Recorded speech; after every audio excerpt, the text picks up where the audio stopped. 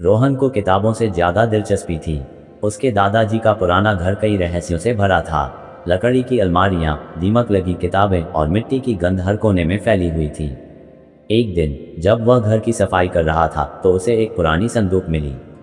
संदूक खोलते ही उसकी आंखें चमक उठी। अंदर एक बेहद पुरानी और अजीब सी किताब रखी थी।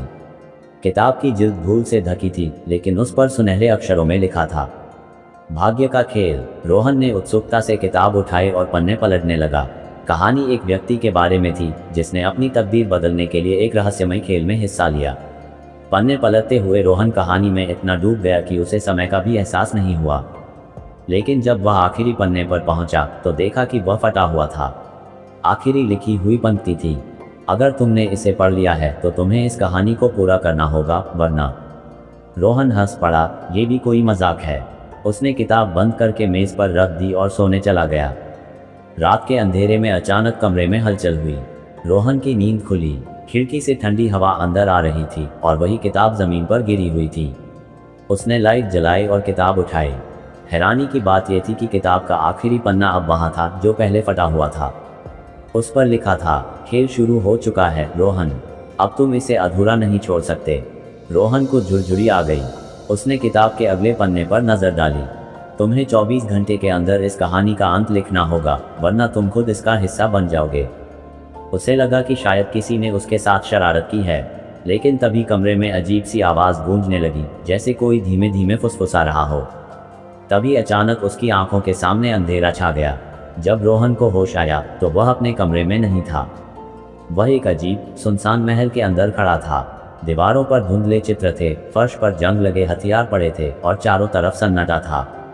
तभी एक गूंजती हुई आवाज़ आई, तुम इस खेल में फंस चुके हो रोहन, अगर बाहर निकलना है तो कहानी पूरी करो।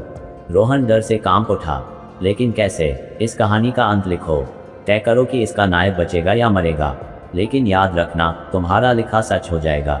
रोहन तेजी से भागने लगा, लेकिन महल का हर दरवाजा अपने आप बंद हो जाता। हर गलियारा उसे वापस उसी जगह पहुंचा देता। फिर उसे एक पुराना टेबल दिखा जिस पर स्याही और कलम रखी थी। शायद यही एकमात्र रास्ता था। उसने कांपते हाथों से कलम उठाई और लिखने लगा, नायक ने अपनी बुद्धिमानी से इस श्रापित दुनिया से बाहर निकलने का रास्ता ढूंढ लिया। जैसे ही उसने ये लिखा, महल हिलने लगा। हवा में अजीब सी गूंज उठी, तुमने कहानी पूरी कर दी, लेकिन इसका मूल्य देना होगा।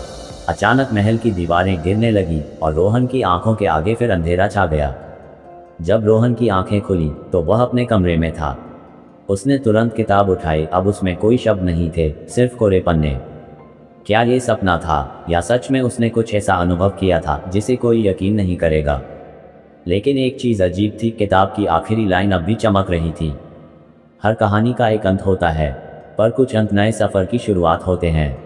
रोहन ने सोचा, क्या ये संकेत था कि उसकी ज़िंदगी अब पहले जैसी नहीं रहेगी? शिक्षा, अधूरी कहानियाँ हमेशा किसी के लिए नई शुरुआत बन सकती हैं। हम जो भी लिखते हैं या सोचते हैं वह हमारे जीवन की दिशा बदल सकता है। डर से भागने के बजाय उसका सामना करना ही असली जीत है। कभी कभी अनजाने में किए गए फैसले हमें ऐसे सफ़र पर ले जाते हैं जो हमारी पूरी सोच बदल देते हैं। अगर आपको ये कहानी पसंद आई हो तो अपनी राय कमेंट सेक्शन में ज़रूर साझा करें। अगर आप नए हैं तो हमारे the premium story Hindi channel को सब्सक्राइब करना न भूलें, ताकि आपको हर नई कहानी का नोटिफिकेशन मिलता रहे। आपका समर्थन ही हमारी सबसे बड़ी ताकत है, तो वीडियो को लाइक करें, शेयर करें और हमारे साथ जुड़े रहें। अगर आप फेसबुक पर यह वीडियो देख रहे हैं तो the premium story Hindi Facebook page और इंस्टाग्राम को फॉलो कर दें। मिलते हैं एक नई कहानी के साथ, तब तक के लिए शुभकामनाएं। धन्यवाद।